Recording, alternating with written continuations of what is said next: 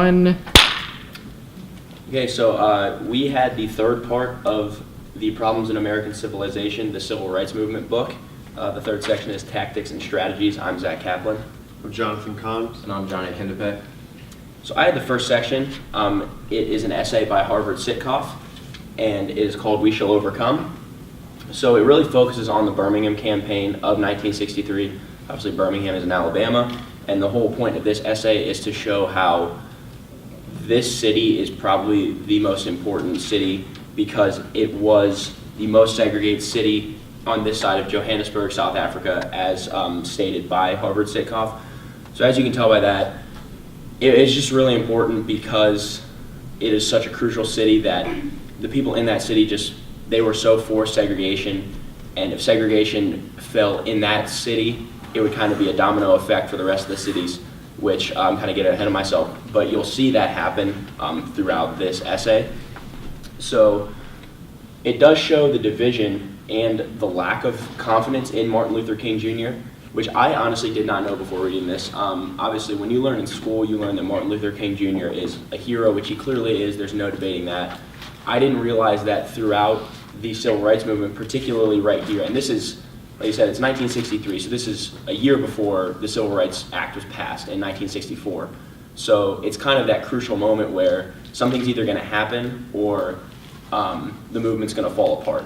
So Malcolm X and Martin Luther King Jr. Obviously had extremely different styles. So Martin Luther King was all about nonviolence and civil disobedience, and Malcolm X actually stated by any means necessary. So during this time, right before the official launch of the Birmingham campaign, which was later known as the Negro Revolution, it was basically a lot of people were getting fed up. A lot of African Americans were starting to get sick of waiting, and nothing really happening. And Martin Luther King Jr. pleaded with them, please just be patient. Something's going to happen. We need to stick with this. And he was very afraid that people were going to start being radicalized and start to go to Malcolm X's strategy of violence and of by whatever means necessary, by any means necessary. And Malcolm X actually said our enemy is the white man. So he loved actually being called radical. That was his favorite thing. There's actually a quote in here that I thought was very, very interesting by Malcolm X. It says, "The black race here in North America is in extremely bad condition. You show me a black man who isn't an extremist, and I'll show you one who needs psychiatric attention." So obviously, when someone's that passionate, and when Martin Luther King Jr.'s strategy isn't really working, he's going to start getting more followers. And not to say what Malcolm X believed in wasn't good, because it obviously was, and clearly there needed to be some of that. But this essay really just focuses on what Martin Luther King Jr. wanted to do to avoid people continually going to Malcolm X and starting to become more violent. So.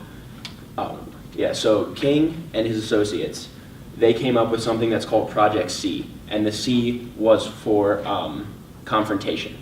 So basically, King was trying to decide what to do, and his associates and him decided that they wanted to do something in Birmingham. And what they did was, they said, we're going to go straight into Birmingham, we're going to protest, we're going to continue to do civil disobedience, but we're going to march, and we're going to continue to march.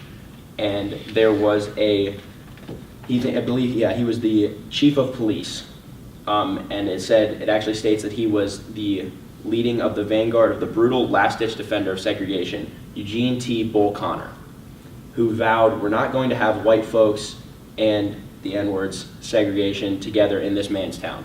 So he was clearly very against it, but this is honestly, I think we can go to the next one. So this is actually what Martin Luther King Jr. wanted to do and what his associates wanted to do. So the first stage is they were basically just going to stage sit-ins, and they knew they were going to be arrested, they knew they were going to be beaten, and when everyone went to jail, I think there were thousands and thousands of people throughout Project C that went to prison.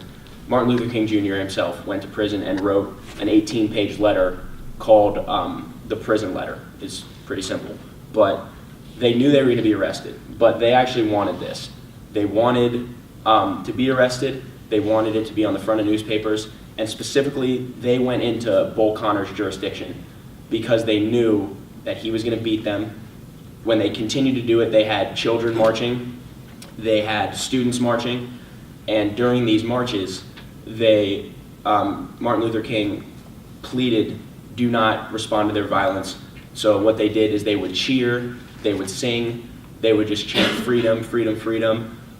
They would smile, they would laugh, and then Bull Connor would bring in vicious dogs, fire hoses, brutally beat them with clubs. So what was happening, he responded exactly how they wanted him to. And then on the front of newspapers, you saw black protesters and white protesters getting hit into walls with hoses, getting bit by dogs. So the response was exactly as they expected it to be. And basically what it did is it forced President Kennedy to act. Before then, President Kennedy, with regards to the civil rights movement, he was a lot of talk because he wanted to appeal to the liberal side, but then he also didn't want to lose all of his voters on the Republican side, so he didn't ever actually take any action for the civil rights movement. This really changed that, and it really forced him to act. So what happened here is after the final Bull Connor, where there was so much violence, it does say King had massive support, and he did finally force Kennedy to act. So then people were walking down the streets, the police can't stop us, even Bull Connor can't stop us now. So this led to the kind of the domino effect in Birmingham. And the SCLC, which is, I forget exactly what it stood for, I apologize, the Southern Christian Leadership Conference, which was one of the main groups in the civil rights movement. They won their demands for the desegregation of lunch counters, restrooms, fitting rooms, and drinking fountains, and for the upgrading and hiring of black people on a non-discriminatory basis throughout Birmingham. So this is a huge victory, clearly, because, like I said, this is the most segregated city in the United States. So before King went back to Atlanta, he pleaded in Birmingham for reconciliation and brotherhood, but neither whites nor blacks wanted that. They had fought too much, they actually hated each other, so even though they won the legislation, the segregation continued. And it actually said that whites in this town made like one last-ditch effort to stop all of this. There were 2 students that were forcibly admitted to Alabama, University of Alabama, by President Kennedy, and one of them was actually assassinated. And then one restaurant that agreed to start hiring African Americans was blown up, and things like this continued. But it actually, for the time being, it was bad, but it actually led to what the book referred to as Little Birminghams. So basically, it was a domino effect, and it just started to fall, and other cities started to desegregate. And what this actually did was it gave the major civil rights groups more traction, and it helped them with their causes. So the NSCC, the Student Nonviolent Coordinating Committee, CORE, which is the Congress of Racial Equality, the NAACP, obviously we know, and the Urban League of 1963, which technically wasn't a major civil rights organization, but it's mentioned in the book, and it did some pretty good things. So this actually led to all of this traction. This is what actually led to the March on Washington.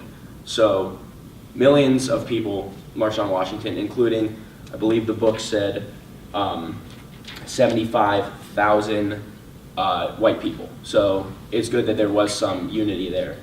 But Kennedy basically stated that from the events in Birmingham, there needed to be a passage of law. So Kennedy asked Congress to pass a civil rights law that included provisions for desegregating public accommodations.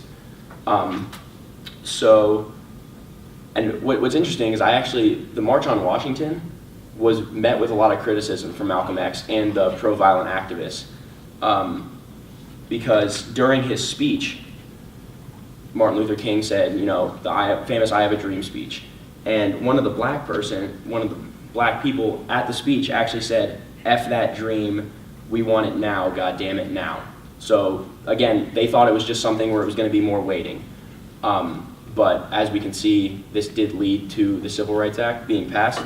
It wasn't actually passed until Kennedy was shot, and then when President Johnson came into office, it took the Senate 3 months before voting 73-27 on the bill, and on July 2nd, Johnson signed the act which prohibited discrimination in most places of public accommodations, prohibited discrimination, and authorized the government to withhold federal funds to public programs practicing discrimination. So that was the first step in what is a long history of fighting, and John will take over the rest of the sections. Right. I have the next two sections.